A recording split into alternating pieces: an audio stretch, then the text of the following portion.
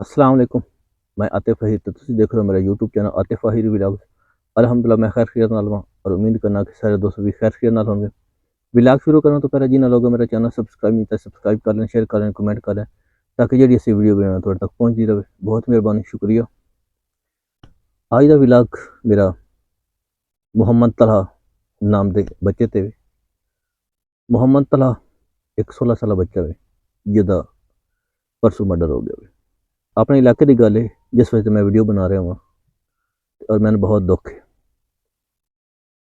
मुहम्मद तलहा सनाउल्लाह मुगल के घर पैदा होया फरूका दे विच।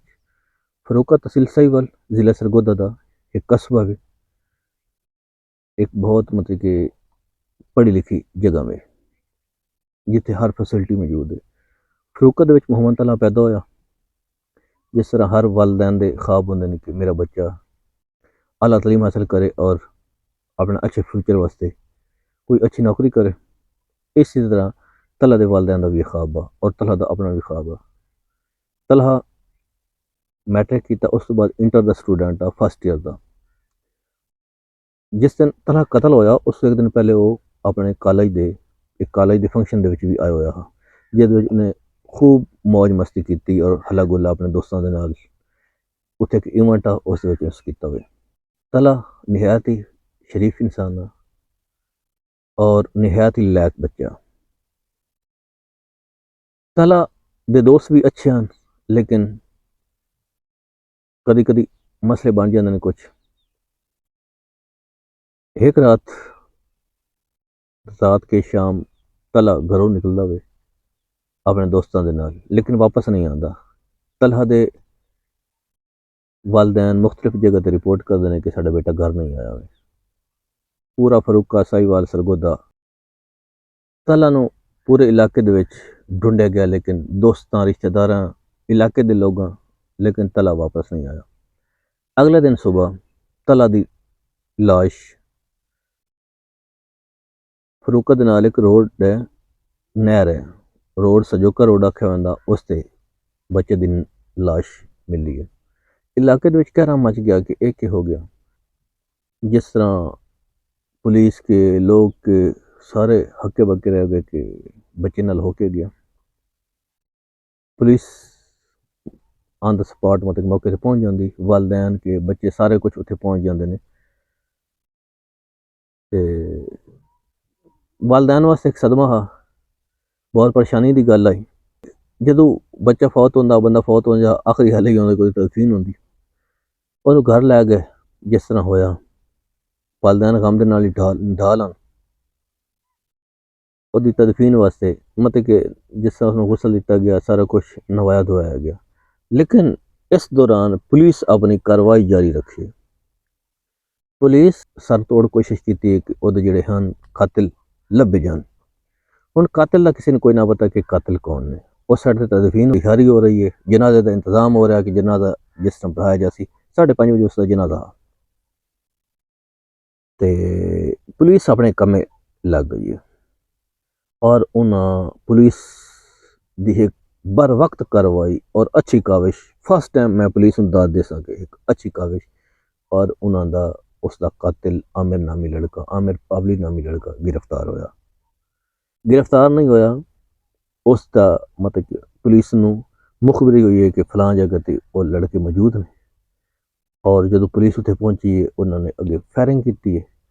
उसनूं आमिर पावली नामी लड़के नूं पुलिस मुकाबले उन्हें मारिया और उस आमिर पावली ने पहले उस पर फायरिंग कर दी है पुलिस से, और उसके 2 लड़के जिहड़े उसके नाल होर मौजूद हैं और गिरफ्तार कर लै गए और इस वक्त वो हवालात ही मौजूद हैं।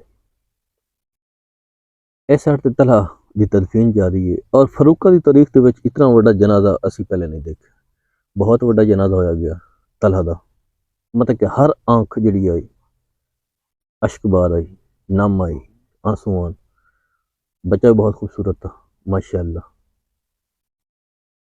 हुण गल यह है कि इन्हों की आपस कलैश किवें हुई। दोस्त बड़े अच्छे दोस्त सुनने जो आ रहा, दोस्त इस तरह होया कि वो आपस बड़े अच्छे दोस्त हैं आमिर और तलहा क्लास फेलो ही हैं, दोनों बड़े खूबसूरत लड़के हैं। तो तलहा ज़्यादा मतलब कि पर्सनैलिटी दा, और पर्सनैलिटी तो दूसरा बंदा जेलस आ, जिस तरह अजकल के हालात ने, मैं उसको डिफाइन नहीं करना चाहता कि उस मतलब कि पर्सनैलिटी तो जेलस आ, खूबसूरत आ, और उस खूबसूरती की भेंट चढ़ गया वो तलहा, उसको कतल कर दिता गया। साढ़े इलाके पहले ऐसा वैसा कोई मतलब कि इस तरह का वाक़या नहीं पेश आया जिहड़ा ये वाक़या पेश आया। तो बड़ा अफसोस का मुकाम है, साड़ी नौजवान नस्ल किस साइड ते जा रही है, ये सन सोचना पोसी। मेरा इत्थे एक पैगाम वालदैन नूं भी है कि असीं पिछे सैम अंसर का मसला बनया, हुण साढ़े इलाके तलहा का मसला बन गया है।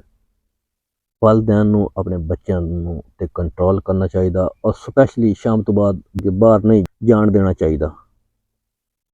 ये लाजमी वालदैन गल नोट कर लैन कि ये बच्चे शाम तो बाद बाहर ना जान, किसी दे नाल बाहर ना जान।